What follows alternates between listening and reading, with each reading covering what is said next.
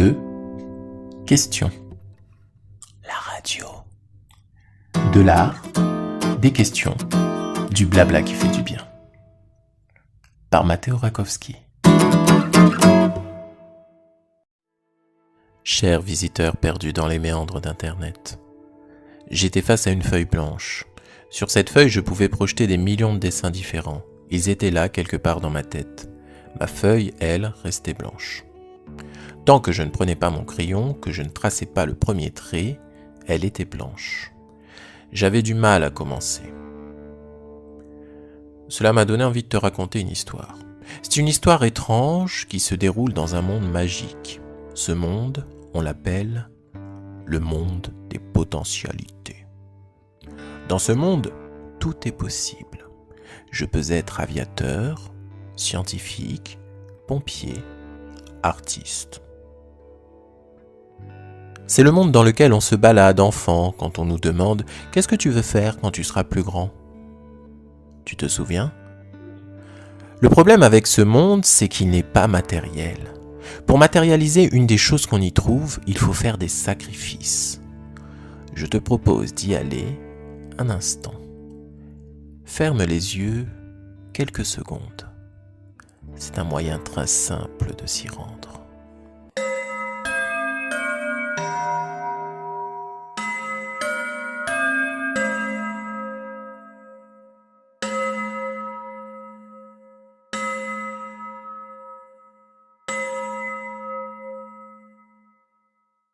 Normalement, tu te trouves dans un grand hall d'immeubles.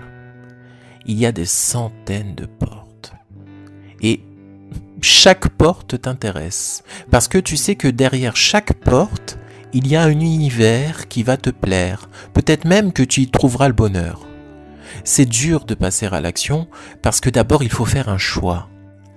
Là, tu dois choisir une porte. On fait des choix à longueur de journée. Par exemple, je veux un kebab, mais j'ai aussi envie d'un McDo. Mais je n'ai que 5 €. Certains choix sont plus durs. Les choix qui concernent notre profession, nos choix de vie.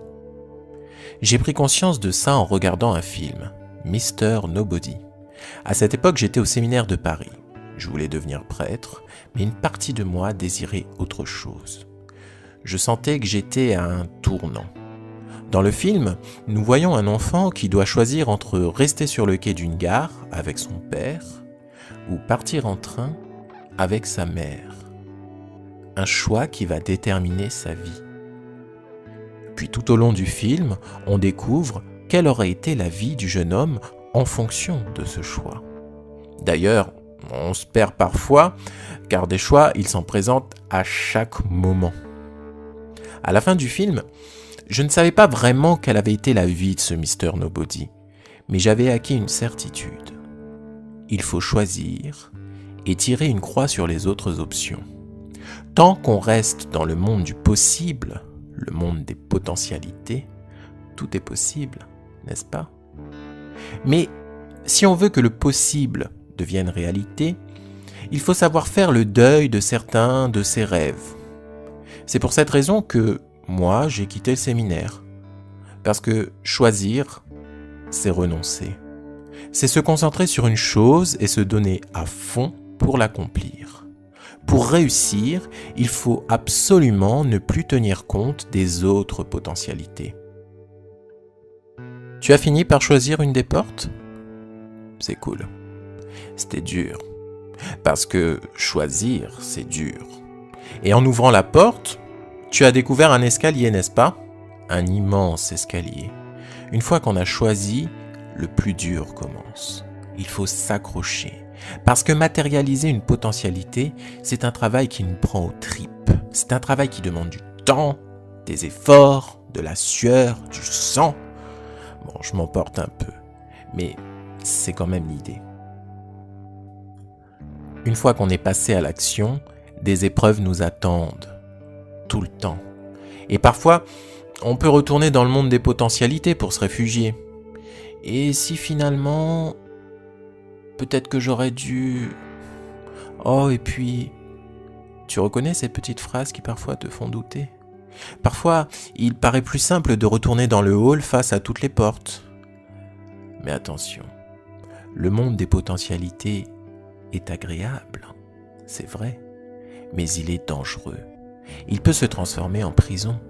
On peut rester piégé dans l'inaction et jouir faussement de l'ivresse des potentiels. On peut se dire « je pourrais faire ça, et puis ça, et ça aussi », et finalement, ne rien faire du tout. Je vais te dire un secret qui a changé ma vie.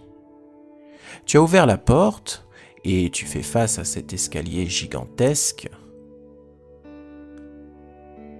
C'est impressionnant, n'est-ce pas ? Ne regarde pas l'escalier dans son ensemble, sinon tu vas te décourager. Regarde simplement la marche qui est juste devant toi. C'est ta marche d'aujourd'hui.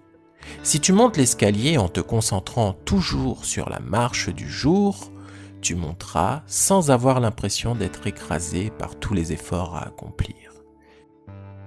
Si tu es déjà allé à Montmartre, ou si tu prévois d'y aller, je t'invite à faire cette expérience. Je vais te laisser face à ton escalier. Moi, je dois continuer de gravir le mien. J'ai déjà tracé un premier trait sur ma feuille. Je commence mon dessin. À bientôt.